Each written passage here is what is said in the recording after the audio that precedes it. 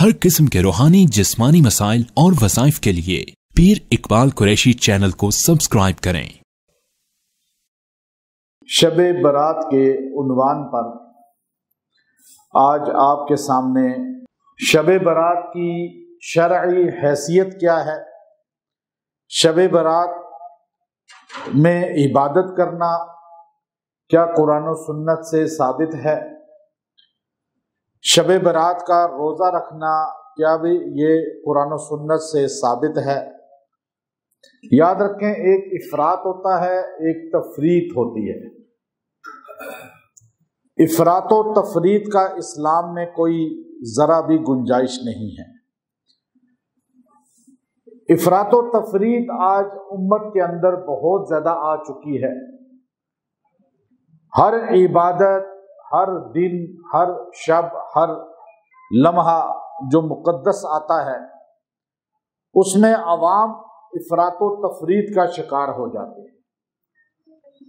ایک چیز ہوتی ہے کسی عمل کے متعلق شرعاً ثبوت ملنا کہ لیلۃ القدر اور شب برات یہ دو الگ راتیں ہیں۔ قرآن پاک کے اندر شب برات کا ذکر ملتا ہے اور شب برات کے متعلق نبی کریم صلی اللہ علیہ وسلم کی 8 احادیث ذخیرہ احادیث میں موجود ہیں، اور شب برات کے متعلق 10 صحابہ اکرام رضوان اللہ تعالی علیہم اجمعین باقاعدہ طور پہ اس کی عظمت اور فضیلت کو بیان کرتے ہیں۔ پھر امت کے اندر توارث بالعمل تسلسل کے ساتھ یہ چلا آ رہا ہے کہ امت کا ہر طبقہ شب برات کی عظمت کو، فضیلت کو دل سے تسلیم کرتا ہے، اور امت میں باقاعدہ طور پہ شب برات کی اہمیت کو مانا گیا۔ لیکن فرق یہ ہے کہ پہلے جو لوگ تھے وہ شب برات کو عبادت ہی کا دن سمجھتے تھے، لیکن ہمارے ہاں افراط و تفریط بڑھتی گئی، اور پھر آہستہ آہستہ آگے بڑھتے ہوئے ہم چونکہ بر صغیر کے اس ماحول میں ہندوازم کے ساتھ رہے، ہندوؤں نے جب دیکھا کہ مسلمان اس رات میں اعمال تقسیم ہونے کا اعلان کرتے ہیں کہ جی اللہ فرشتوں کے سپرد کرتا ہے، پھر مسلمان یہ عقیدہ نظریہ رکھتے ہیں، انہوں نے پٹاخوں کا آغاز کیا، اور پھر مسلمانوں کے اندر پٹاخے رواج پا گئے، آتش بازی رواج پا گئی، اصل روح کو نکال دیا گیا جو اصل چیز تھی اس کی، اور جب اصل نکل جاتی ہے تو پھر انسان جو کچھ بھی کرے پھر اصل باقی نہیں رہتی۔ تو ایک تو ہو گیا چراغاں کرنا، لائٹنگ کرنا، اس میں لگ گئے، کچھ لوگ جو ہے پٹاخوں میں لگ گئے، اور کچھ لوگ جو ہے اجتماعی طور پر جو ہے قصہ خوانی میں لگ گئے، اور کچھ لوگ جو ہے وہ اجتماعی طور پر صلاۃ و تسبیح اور نوافل اور عبادات میں لوگوں کو ترغیب دے کر جمع کرنے میں لگ گئے۔ یہ سب چیزیں افراط و تفریط سے تعلق رکھتی ہیں۔ اس میں ایک ذرہ بھی نہ صحابہ کا طریقہ نظر آتا ہے، نہ اہل بیت کا طریقہ نظر آتا ہے، اور نہ اولیاء اللہ کا انداز نظر آتا ہے۔ شب برات کی افادیت، اہمیت قرآن، احادیث رسول، آثار الصحابہ سے ثابت ہے، لیکن اس کے اندر جو افراط و تفریط شامل کر دی گئی، یہ چیزیں نہ صحابہ کے زمانے میں تھی نہ تابعین کے زمانے میں تھی۔ وہ شب برات میں رات کو عبادت کرتے تھے، تخلیہ میں، گھر میں، خاموشی کے ساتھ۔ صبح اٹھ کے یہ نہیں کہتے تھے آنکھیں سوجی ہوئی ہیں، کیا ہوا، رات 100 نفل پڑے، تم نے کتنے پڑھے؟ میں تو 80 پڑھے، بس بہت کم پڑھے۔ مقابلے نہیں ہوتے تھے ایسے، پتہ ہی نہیں چلتا تھا کہ رات کو کس نے کتنا پڑھا۔ ہمارے ہاں مقابلہ بازی۔ ہمارے نبی نے فرمایا کہ جس نے دکھلاوے کے لیے عبادت کی، نماز پڑھی، وہ مشرک ہو گیا۔ آپ نے شب برات دکھلاوے کے لیے کی تو آپ کی تو عبادت ضائع ہو گئی۔ اجتماعات کرنا، رات کو صلاۃ و تسبیح کی جماعتیں کرنا، نوافل کی جماعتیں کرنا، یہ قطعاً سنت رسول نہیں ہے۔ اب رات کو عبادت کرے اور دن کو روزہ رکھے، یہ آقا علیہ السلام کا انداز ہے، یہ صحابہ کا طریقہ ہے۔ اب شب برات جو اصل ہے وہ رات کو عبادت، دن کو روزہ، جو اصل اللہ کے ہاں قبولیت والا انداز ہے۔ اس کے علاوہ کوئی بھی انداز آپ دیکھیں گے اس کا قرآن و سنت سے کوئی بھی ذرا تعلق نہیں ہوگا۔ اب قرآن میں اس کا ذکر کہاں ملتا ہے؟ سورہ دخان کی آغاز جب ہم پڑھتے ہیں، حامیم والکتاب المبین انا انزلناہ فی لیلۃ مبارکہ انا کنا منذرین فیہا یفرق کل امر حکیم۔ اب اللہ خود بتا رہا ہے، حامیم والکتاب المبین، اس کتاب کی قسم کھاتا ہوں میں، اللہ کہہ رہا ہے کہ اس کتاب کی قسم کھا کے میں کہہ رہا ہوں کہ ہم نے اس کو نازل کیا ہے، مقصود ڈرانا ہے لوگوں کو کہ آخرت کے عذاب سے بچ جائیں، دنیاوی زندگی کو صحیح کر لیں، لیکن انا انزلناہ فی لیلۃ مبارکہ، ہم نے اسے بڑی مبارک رات میں اتارا ہے، اور وہ رات ہے فیہا یفرق کل امر حکیم، جس میں فیصلے فرشتوں کے سپرد کر دیے جاتے ہیں۔ اس سال کا نوشتہ، اس سال کا بجٹ، اس سال کا پورا شیڈول فرشتوں کے حوالے ہو جاتا ہے۔ اب بعض مفسرین نے کہا یہاں انا انزلناہ فی لیلۃ مبارکہ، اس سے مراد لیلۃ القدر کی رات ہے، شب قدر کی رات ہے، اور کچھ نے تفسیر کرتے ہوئے کہا یہاں مراد شب برات کی رات ہے۔ اب یہ کچھ مفسرین نے، چاہے وہ 10% ہیں، انہوں نے کہا انا انزلناہ فی لیلۃ مبارکہ، اس سے مراد شب برات ہے، لیکن بڑی تعداد نے کہا شب قدر ہے۔ حضرت تھانوی رحمت اللہ علیہ نے اس کی تطبیق بہترین انداز میں کی۔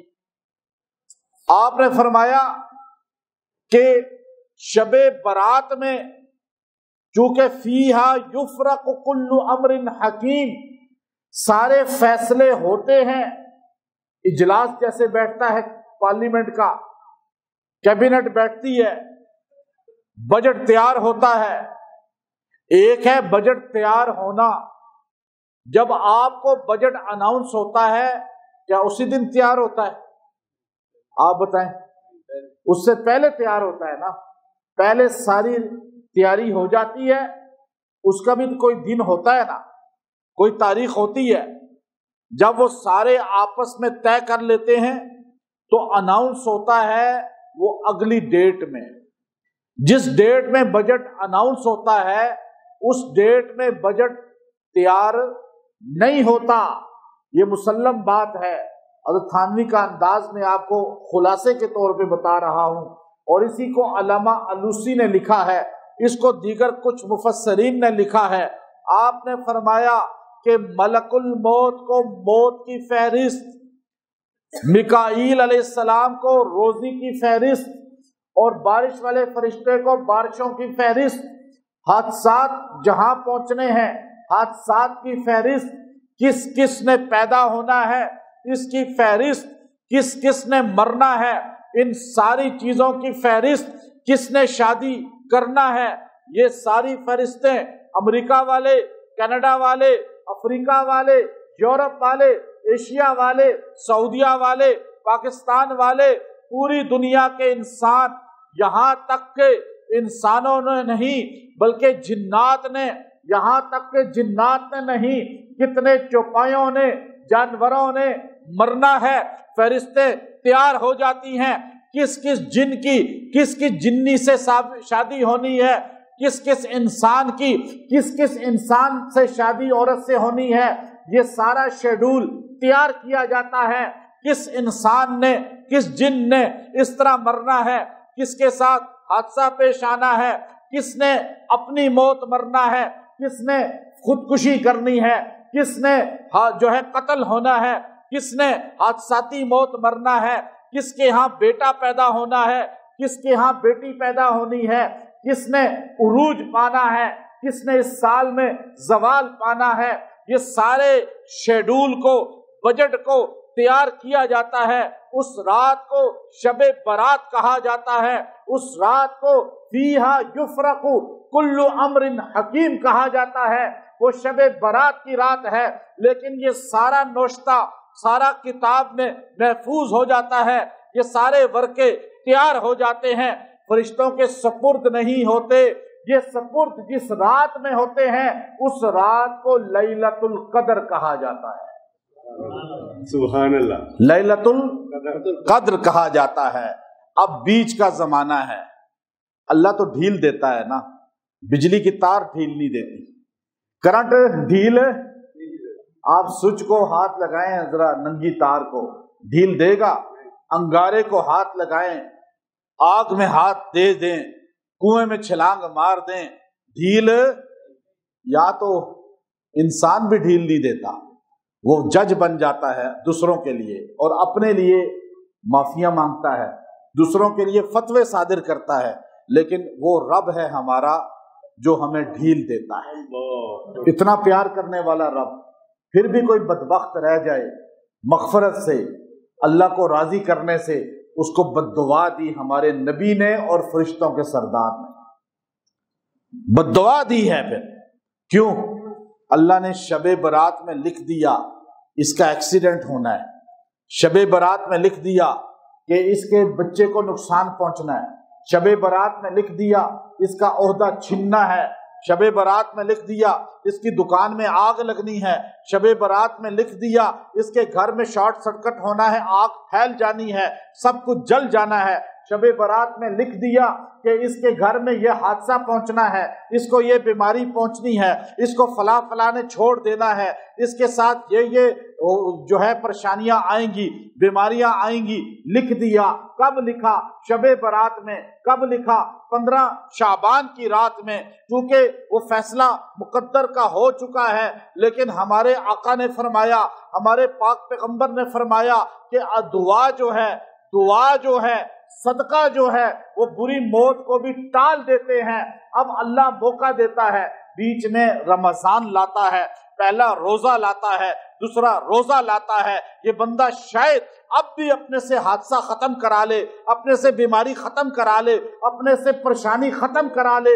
اللہ کہتا ہے میرے بندے تو روزہ رکھ، تو روزہ رکھ، تو تراویح پڑھ، تو میرے سامنے رو، میں تجھ سے راضی ہو جاؤں گا، تیرا مقدر ہی تبدیل کر دوں گا، یہاں تک کہ تو افطاری اپنی بیوی کو کھلائے گا، اپنے بچوں کو کھلائے گا، اپنے گھر پہ خرچ کرے گا، یہاں تک کہ تو کسی کو افطاری کرائے گا، تو کسی کو روزہ کھلوائے گا، تو کسی کو پانی پلائے گا، تو کسی کو کھانا مہیا کرے گا، میں تجھے اس صدقے پہ حادثاتی موت ٹال دوں گا، تیرے گھر سے آگ لگنا ٹال دوں گا، یہاں تک کہ تیرا حادثہ پیش آنا ختم کر دوں گا، تجھے ذلت آنا ختم کر دوں گا۔ 27ویں رات کو میں اعلان کروں گا، اس کے نامہ اعمال میں لکھ دو کہ اس نے اس حادثے کا شکار نہیں ہونا۔ یہ میں ساری روایتیں آپ کو بتا رہا ہوں، میں اپنے پاس سے قصہ نہیں سنا رہا، لیکن الفاظ میرے ہیں اور ہے روایات سے آپ کو بتا رہا ہوں۔ اللہ ہمیں موقع دے رہا ہے، کتنا موقع دے رہا ہے۔ شب برات میں تیار ہو گیا بجٹ، فائل بن گئی، یہ فائل جو ہے ان کی ہے، وہ فائلیں کہاں رکھی ہیں اتنی فائلیں؟ آپ بتائیں، نادرا والوں نے 26 کروڑ پاکستانیوں کی فائلیں کمپیوٹر ایک میں محفوظ کر لی. ایک ڈسک ہے اتنی کہ وہ 26 کروڑ کی فائلیں محفوظ کر سکتی ہے. تو جو مخلوق کی ڈسک اتنی ہے طاقت والی تو خالق کی کیسی ہوگی؟ ہے یہ بات یا نہیں؟ اب وہ فائلیں کمپیوٹر نے آ کے ساری چیزیں آسان کر دی یا نہیں کی؟ موبائل نے آسان کی یا نہیں کی؟ پہلے لوگ یقین شاید نہ کرتے، لیکن یاد رکھنا ان کا یقین پھر بھی مضبوط تھا. ہم یہ دیکھ کر بھی یقین کمزور والے ہیں. وہ اچھے لوگ تھے، وہ اپنے بڑوں کو برا نہیں کہتے تھے، وہ ادب کرتے تھے.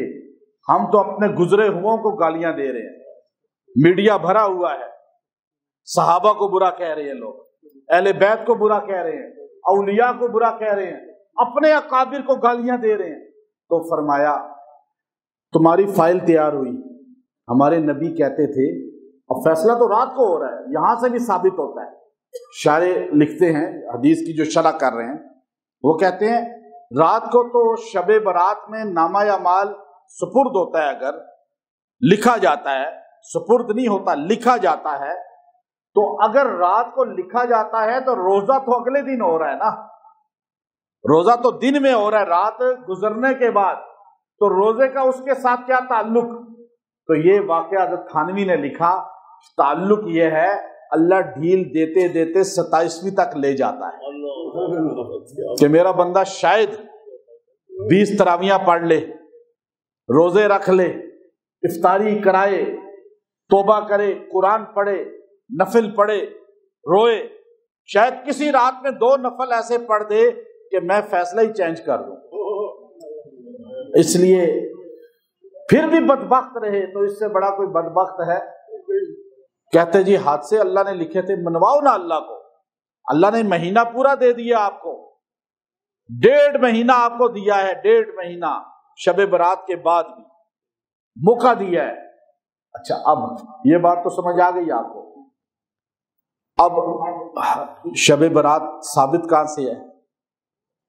وہ چیز آپ کو بتا دوں، فیہا یفرق کل امر حکیم، اس میں فیصلے ہوتے ہیں، وہ بھی آپ کو بتا دیا. صحابہ کی ایک بڑی جماعت ان کو بیان کر رہی ہے. 8 حدیثیں ہیں سرکار دو عالم صلی اللہ علیہ وسلم، اور ان 8 حدیثوں میں سے 5 حدیثیں ضعف کے درجے کی ہیں اور 3 حدیثیں بہترین مضبوط درجے کی ہیں. اور یہ کون کہہ رہا ہے؟ نہیں، جو حدیثوں کی جو مضبوطی کا جو کہہ رہا ہے وہ عرب دنیا کا جرا حدیث کا بے تاج بادشاہ، اس زمانے کے قریب کا علامہ زید کوثری رحمت اللہ علیہ، جو سلفیت، وہابیت اور سعودی عرب کے علماء جس کو جرا کا امام مانتے ہیں، سلفی ہمارے مانتے ہیں، وہ علامہ زید کوثری فرما رہے ہیں کہ 8 احادیث میں سے 5 حدیثیں سنداً ضعیف ہیں، لیکن 3 حدیثیں سند میں مضبوط ہیں. اور یہی بات 1420 ہجری میں، آج سے 26 سال پہلے، مفتی اعظم سعودیہ شیخ عبدالعزیز بن باز رحمت اللہ علیہ نے اپنے فتاوی ابن باز کے اندر لکھا کہ ضعیف حدیثیں وہ جب جمع ہو جائیں تو عمل کے لحاظ سے مضبوط ہو جاتی ہیں، قابل عمل ہوتی ہیں. اور یہ بات شرح مرقات جو لکھی گئی ہے، مشکات شریف کی شرح، اور ملا علی قاری رحمت اللہ علیہ نے لکھی ہے. ملا علی قاری رحمت اللہ علیہ نے مرقات کے اندر لکھا کہ جب حدیثیں ضعیف کافی آ جائیں تو وہ سند کے لحاظ سے ضعیف ہوتی ہیں لیکن عمل کے لحاظ سے مضبوط ہو جاتی ہیں. اب یہ کہنا کہ روزے کی ویلیو ہی نہیں ہے، یہ کہنا اس رات کی حیثیت ہی نہیں ہے، وہ بھی غلط ہے. اور اس رات میں لائٹنگ کرے، لوگوں کو جمع کرے، نفلوں کی جماعت کرائے، پٹاخے چلائے، یہ بھی غلط ہے۔ درمیانی راہ نبی کے 10 صحابہ بتا کر گئے، ایک صحابی بھی کوئی روایت کر دے تو وہ قابل عمل بن جاتی ہے۔ یہی بات مفتی تقی عثمانی صاحب دامت برکاتہم العالیہ فرما رہے ہیں، اور یہ حدیثیں جب جمع ہو جاتی ہیں ضعیف، حسن لغیرہ ہی بن جاتی ہیں۔ اب آپ یہ دیکھیے کہ 10 صحابہ نبی کے راوی ہیں مختلف حدیثوں کے۔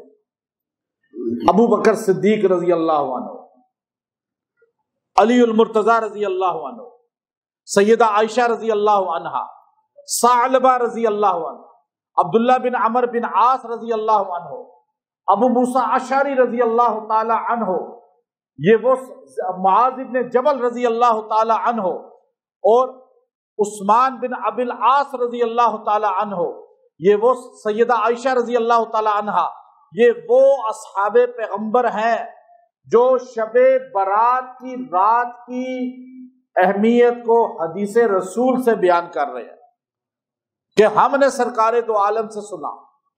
علی المرتضی رضی اللہ تعالیٰ عنہ کی حدیث اور سیدہ عائشہ رضی اللہ تعالی عنہ کی حدیث ابن ماجہ کے اندر آئی ہے، سیدہ عائشہ کی دوسری حدیث ترمذی شریف کے اندر آئی ہے، پھر ابو موسیٰ اشعری رضی اللہ تعالیٰ عنہ کی حدیث مسند احمد کے اندر آئی ہے، جس پر امام احمد بن حنبل فیصلہ فرما رہے ہیں، اور پھر اسی طرح عثمان بن ابی العاص ان کی حدیث بیہقی کے اندر آئی ہے، طبرانی نے اپنی معجم کبیر اور اوسط کے اندر بیان کیا ہے، اور حیثمی نے باقاعدہ اس کو نقل کیا ہے، اس کی سند کو مضبوط کہا ہے، اور اسی طرح جو ہے یہ مختلف کتب کے اندر احادیث گھوم رہی ہیں۔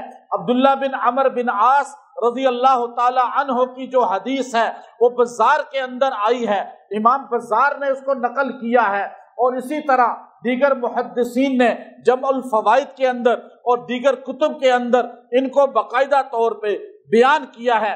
سیاہ ستہ کے اندر حدیث شب برات کی آ رہی ہے، دیگر بڑی کتابوں کے اندر مصنف بن ابی شیبہ کے اندر جو بڑی پرانی کتاب ہے عبدالرزاق مصنف کی کتاب جو بخاری سے بھی پہلے کی ہے، امام بخاری کے بھی استادوں میں سے ہیں، اس کے اندر بھی حدیث آئی ہے شب برات کے متعلق۔ اب آپ ان ساری حدیثوں کو دیکھیں، ان میں بعض حدیثیں ایسی ہیں جن کو بڑے بڑے اس زمانے کے امام جرح وہ فرما رہے ہیں کہ سند ان کی مضبوط ہے۔ ابن ماجہ کے اندر جو سنن جو سیاہ ستہ کی کتاب ہے اس کے اندر حدیث آئی، علی کرم اللہ وجہہ، آپ نے فرمایا کہ ہمارے نبی نے اس رات کا ذکر کیا، پھر عوف بن مالک ایک صحابی رہ گئے تھے، عوف بن مالک رضی اللہ تعالیٰ عنہ، ان کی باقاعدہ یہ پوری روایت آئی ہے، وہ حدیث کی کتاب کے اندر موجود ہے۔ تو علی المرتضی رضی اللہ تعالی عنہ نے ابن ماجہ میں جو حدیث ہے، آپ نے فرمایا قوموا لیلہا وصوموا نہارہا، اس کی رات کو عبادت کرو، دن کو روزہ رکھو، یہ ہمیں آقا علیہ السلام نے فرمایا۔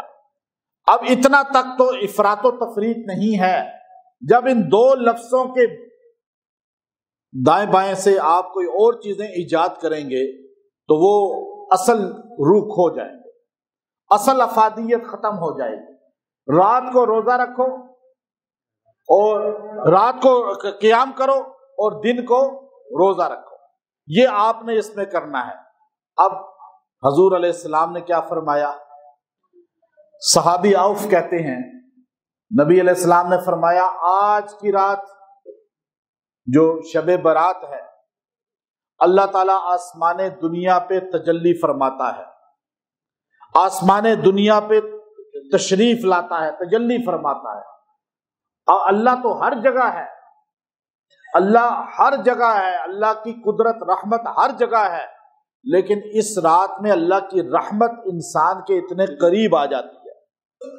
اللہ فرماتا ہے میرے بندو مانگو میں تمہیں دینے کے لیے آیا ہوں، استغفار کرو، میں معاف کرنے کے لیے آیا ہوں، مجھ سے جو مانگو گے تمہیں ملے گا۔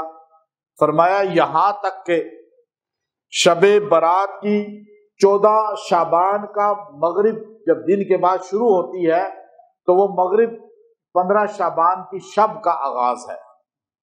مغرب سے لے کر فجر کی اذان تک اللہ کی طرف سے صدا رہتی ہے، ندا رہتی ہے، پکار رہتی ہے، بندو مانگو کیا مانگتے ہو۔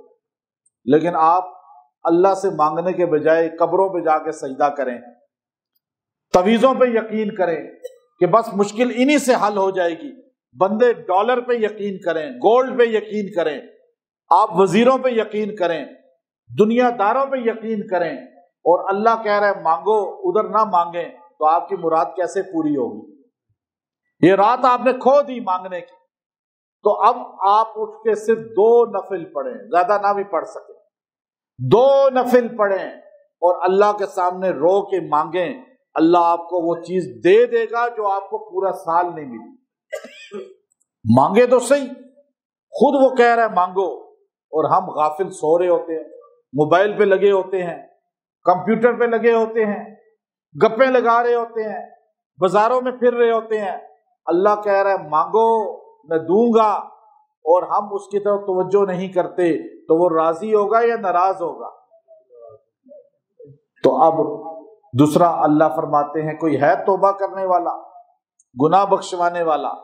اب رمضان آنے والا ہے تو شب برات میں آپ 2 رکعت صلاۃ توبہ پڑھ لیں اور اللہ کے سامنے ہاتھ اٹھائیں، اللہ پچھلے سارے گناہ معاف کر دے، اور اب وہ رات آپ کے لیے بہتر فیصلے ہونے شروع ہو جائیں گے۔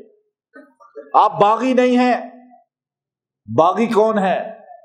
یاد رکھیے، حکومت کا باغی حکومت معاف نہیں کرتی اس کو، اسٹیٹ کے باغی کو 11 مئی والوں کو معاف کیا؟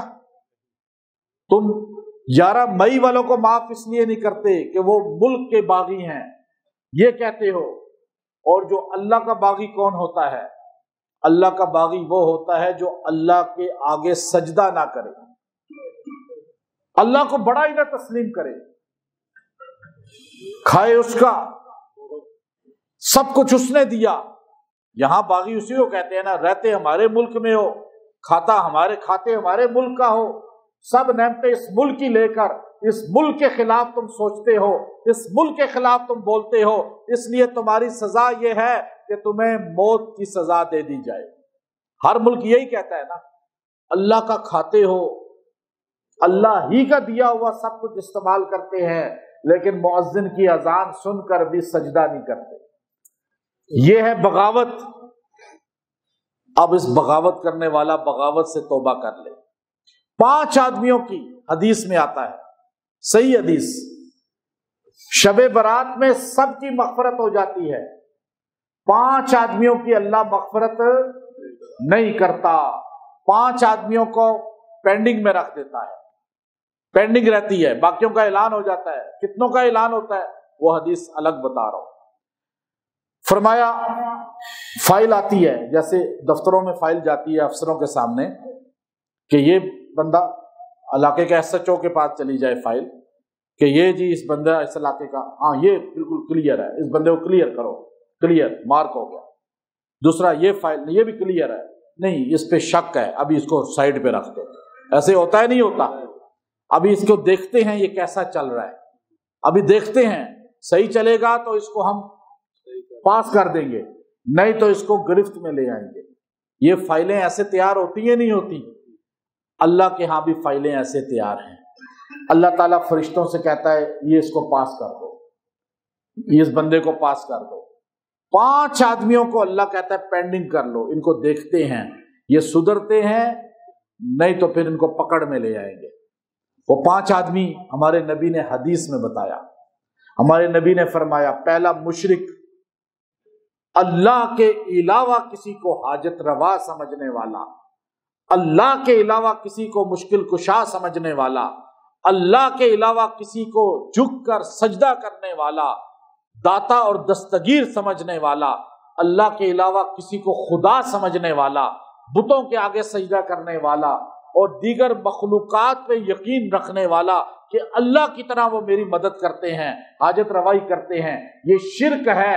اور شرک کرنے والے کو اللہ تعالیٰ کہتے ہیں پینڈنگ میں، سائڈ پہ کرو اس کی فائل۔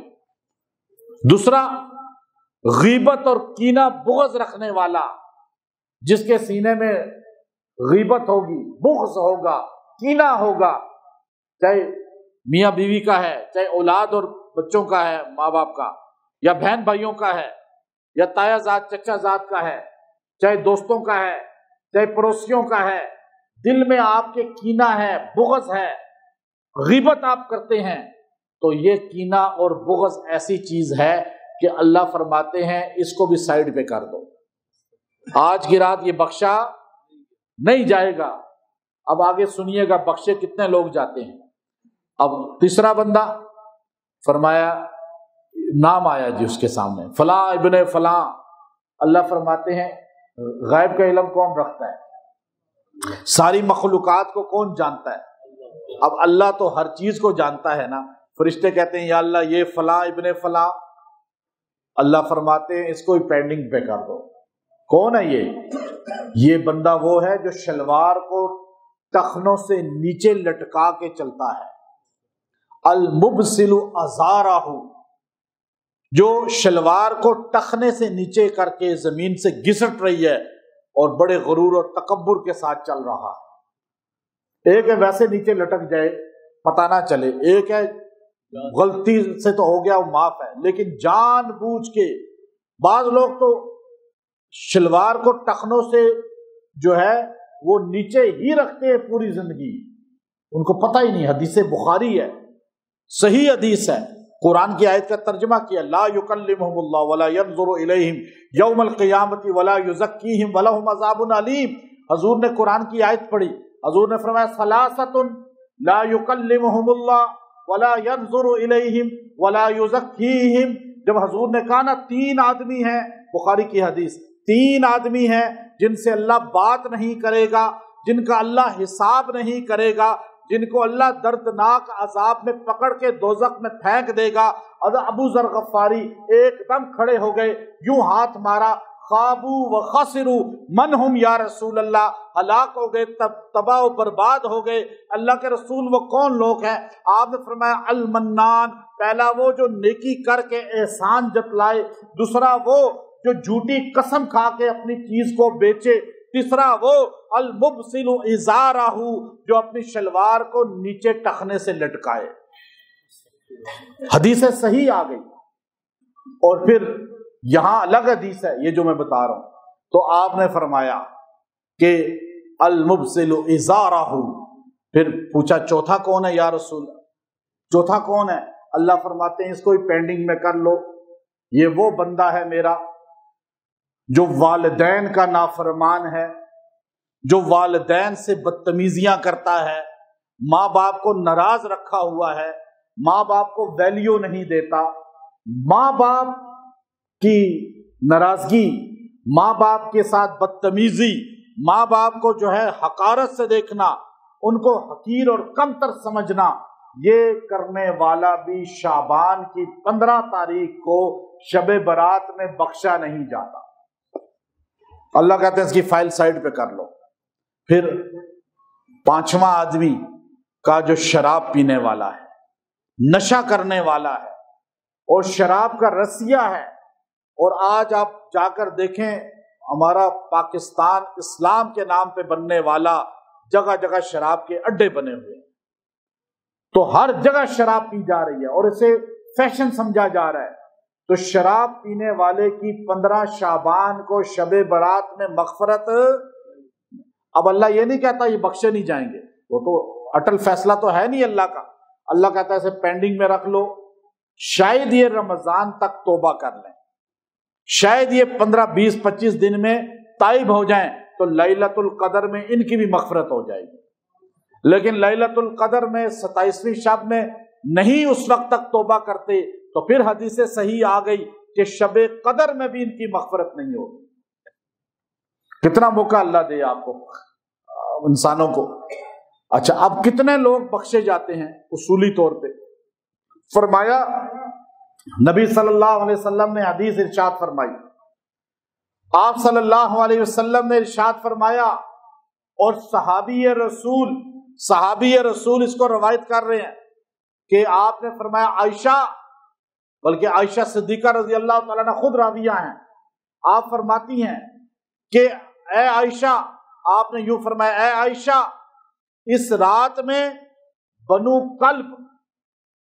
کلب کے قبیلہ میں جتنی بکریاں ہیں، جتنی بکریاں، اور ان بکریوں کے اوپر جتنی بال ہیں، ان بالوں کے باقدر انسانوں کو بخش دیا جاتا ہے۔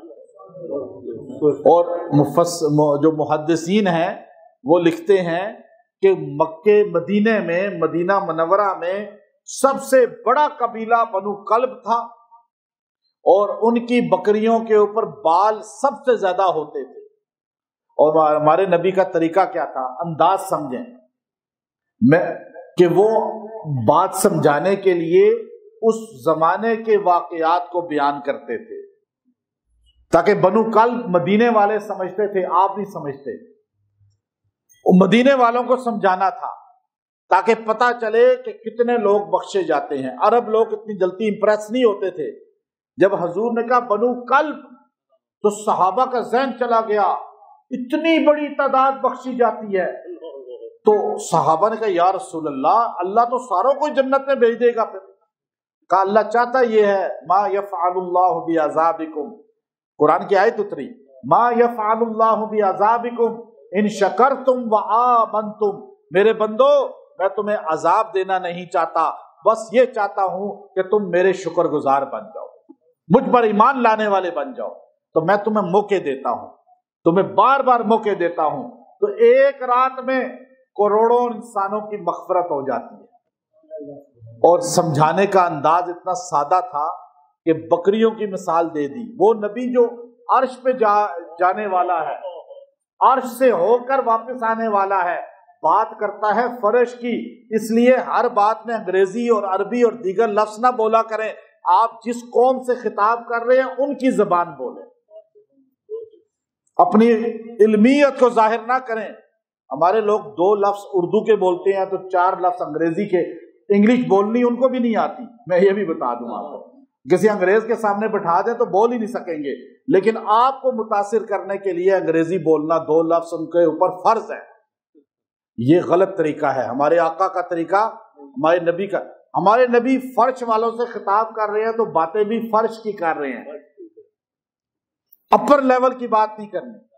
تو اس لیے ابھی میں آپ کو اس لیے خلاصہ کر کے آسان کر کے باتیں بیان کرتا ہوں تاکہ آپ کو سمجھ آ جائے کہ ہمارے آقا اسی طرح بیان کرتے تھے، ہم ان کے غلام ہیں، ہم نے انہی کی غلامی کرنی ہے اور انہی کے انداز کو اپنانا ہے۔ تو اب آپ کو بات سمجھ آئی شب برات کی؟ آ گئی سمجھ؟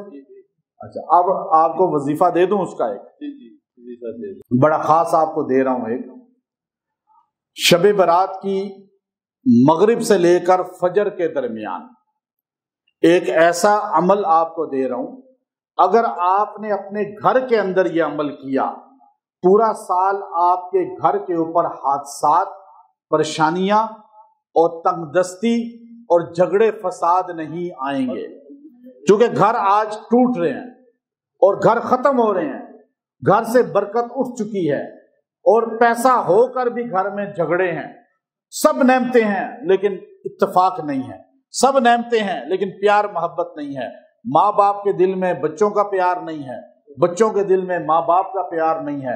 ابھی کل مجھے ایک جو ہے بندے لڑکے نے واٹس ایپ کیا، پرسوں یا کل انہی دنوں کے اندر، تو وہ کہنے لگا آپ سے میں ایک گزارش کر سکتا ہوں؟ میں نے کہا کیا؟ کہ آپ ایک دعا کریں میرا ابا جی مر جائیں۔ یہ مجھے کہہ رہا ہے، میں نے کہا استغفر اللہ لا حول ولا قوت، یہ کیا کہہ رہے ہو؟ کہا انہوں نے ہمیں تنگ کر کے رکھا ہے، گھر میں آتے ہیں تو بس ہمارے سانس جو ہے نا بند ہو جاتا ہے، گالیاں، لڑائی، یہ حالات ہیں، کوئی بچوں سے تنگ ہے۔ مجھے ایک عورت نے، واللہ میں ممبر پہ بیٹھا ہوں، ایک عورت نے مجھے فون کیا، بہت پہلے کی بات ہے، کوئی 2-3-4 مہینے ہو گئے ہیں تقریباً، کہنے لگی آپ ایک دعا کریں، میرا بیٹا، ایک ہی بیٹا ہے اس کا، واللہ ایک بیٹا ہے، اسی علاقے میں کہیں رہتی ہے قرب و جوار میں، کہنے لگی آپ بس دعا کریں میرا بیٹا مر جائے۔ کتنی عمر کا بیٹا ہے؟ 14 سال کا۔ میں نے کہا استغفر اللہ، کیا بول رہی ہو؟ کہتی ہے مجھے اتنا اس نے مارا ہے ابھی، اور ہر وقت جو ہے مارنا شروع کر دیتا ہے۔ باپ سے کوئی تنگ ہے، کوئی ماں سے تنگ ہے، کوئی بہن سے تنگ ہے، کوئی بھائی سے تنگ ہے، رشتوں میں بھائیوں میں ختم، بہنوں میں ختم۔ یہ سارا کیا ہے؟ یہ ہمارا اللہ کی طرف سے عذاب ہے ہم پر، جو آج ہمارے حالات ہیں۔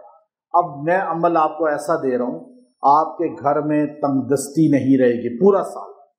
یہ فیصلے اللہ کی طرف سے ہوں گے، میں کچھ بھی کر نہیں سکتا، آپ کو قرآن بتا سکتا ہوں، اور فیصلے اسی رات میں ہوں گے، اور انشاءاللہ بہترین فیصلہ آپ کے حق میں ہوگا۔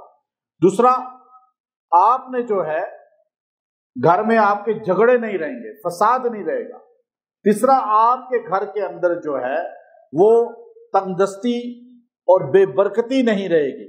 عمل اتنا آسان ہے کہ اب یہاں پاکستان اور انڈیا کے لوگوں کو جب آپ قرآن بتاتے ہیں تو اکثر لوگ اس وقت پریشان ہو جاتے ہیں کہ ہم نے تو پڑھنا ہی نہیں سیکھا، ہمیں تو قرآن پڑھنا آتا ہی نہیں ہے۔ آپ کوئی آسان سا لفظ بتائیں، یہ عربوں کے اندر چیز نہیں ہے۔ آج ہمیں کتنا لمحہ فکریہ ہے کہ رمضان آ رہا ہے، لیکن کتنے لوگ ایسے ہیں، آپ میں سے میں ابھی کہوں کہ قرآن جن کو پچھلے رمضان میں بھی پڑھنا نہیں آتا تھا ابھی بھی نہیں آتا ہے۔ یہ کوئی فخر کی بات ہے؟ بتائیں، بلکہ ان کو تو رونا چاہیے۔ میں دعوے سے کہتا ہوں، آپ میں سے جس کو قرآن پڑھنا نہیں آتا، میں آپ کو بتا رہا ہوں، آپ اس مسجد میں صرف 3 مہینے ہمیں دیں، یہ قاری صاحب بیٹھے ہوئے ہیں، فری آپ کو پڑھائیں گے، ٹائم دیں گے آپ کو۔ 3 مہینے بعد آپ ہجے کر کے قرآن پڑھنے والے بن چکے ہوں گے، اور اگلے رمضان میں آپ قرآن پاک پڑھنے والے قاری قرآن ہوں گے۔ لیکن ہمت کون کرے گا؟ آپ کو میں زبردستی تو گھر سے اٹھوا نہیں سکتا نا، لیکن اگر میں اعلان کروں کہ $100 ملے گا اس بندے کو جو 1 مہینہ یہاں قرآن پاک پڑھنے آئے گا، تو آپ سارے ہی آنا شروع ہو جائیں گے۔ ایسی بات ہے نا؟ لیکن اللہ جو انعام کہہ رہا ہے اس پہ یقین کمزور ہے۔ تو کون کون نیت کرتا ہے اگلے رمضان سے پہلے قرآن پاک پڑھنا سیکھے گا؟ ہے نیت سب کی؟ پکی نیت ہے نا؟